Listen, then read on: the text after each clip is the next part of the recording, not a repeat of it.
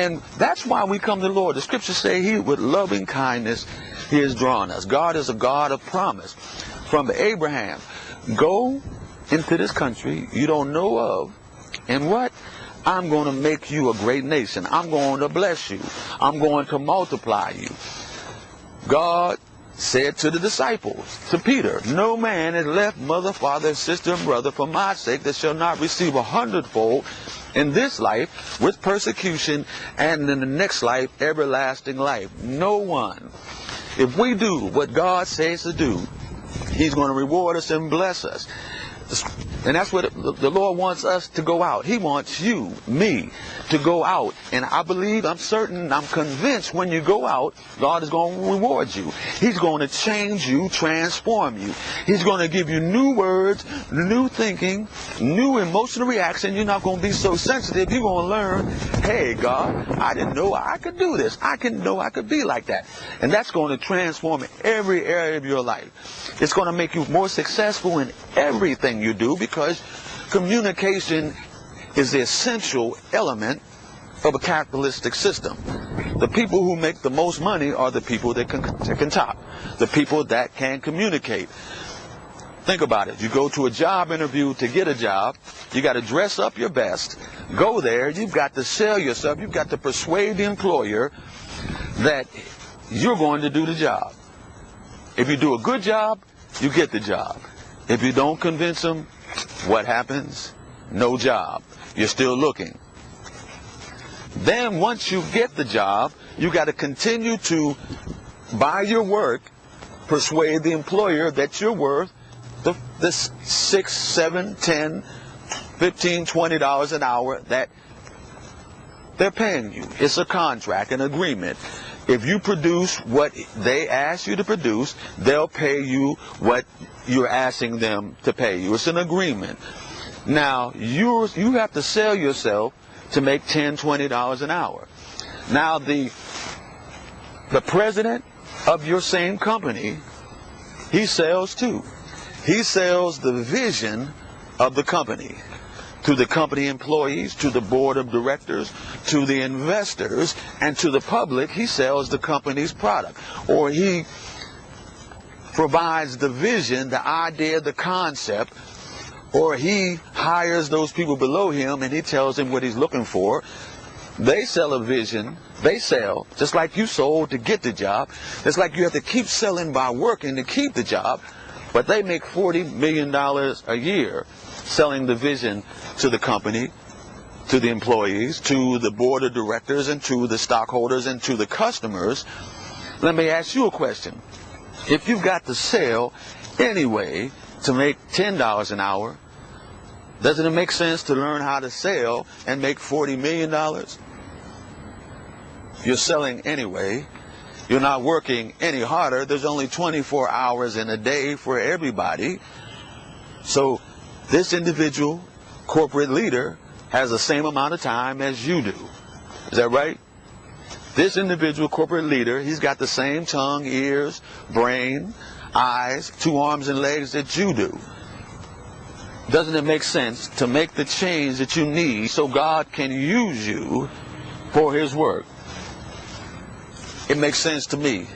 We need to develop the skills, and witnessing will help you learn how to communicate a vision.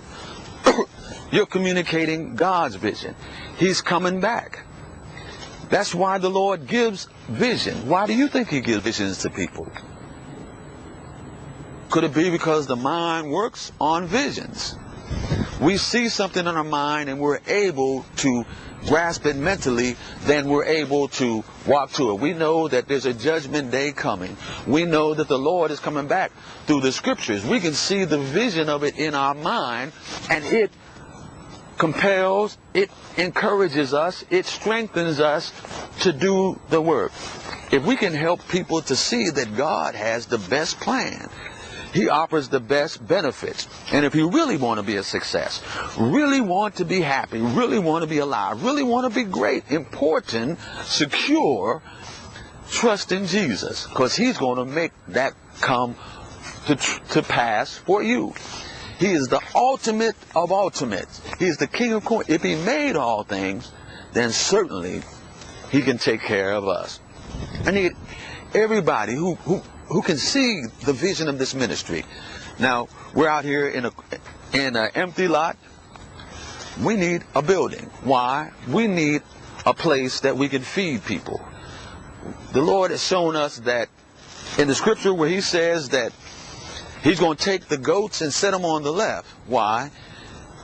He's going to say to them, because I was naked and you didn't clothe me. I was hungry and you didn't feed me. I was homeless and you didn't take me in. A stranger, you didn't take me in. And they're going to say, Lord, but when did we see you like that? He said, when you didn't do it to the least of these, my brethren, you didn't do it unto me. Let me ask you a question. If we're feeding people, if we're providing clothing for anybody to ask, within the ministry or without, if we're providing housing for anybody that needs housing, let me ask you a question. Do you think that the people we provide these things for, some of them are going to listen to what we have to say? Do you think this out?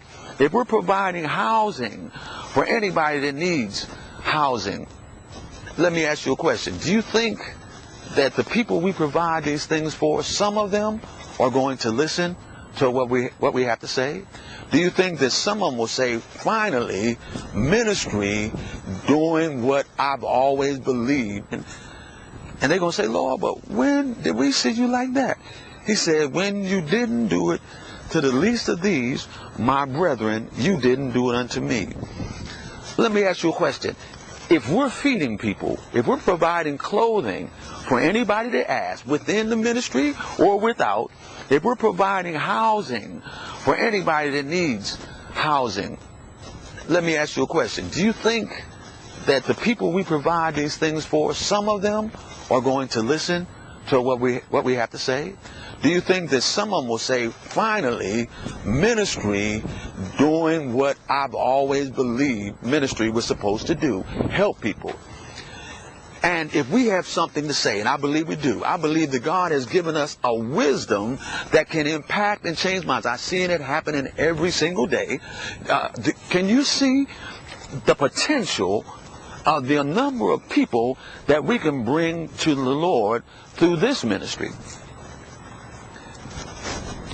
Let me ask you that. If you can see that, when the Lord comes back, what kind of reward do you think you're going to get, that we're going to receive, if we bring in millions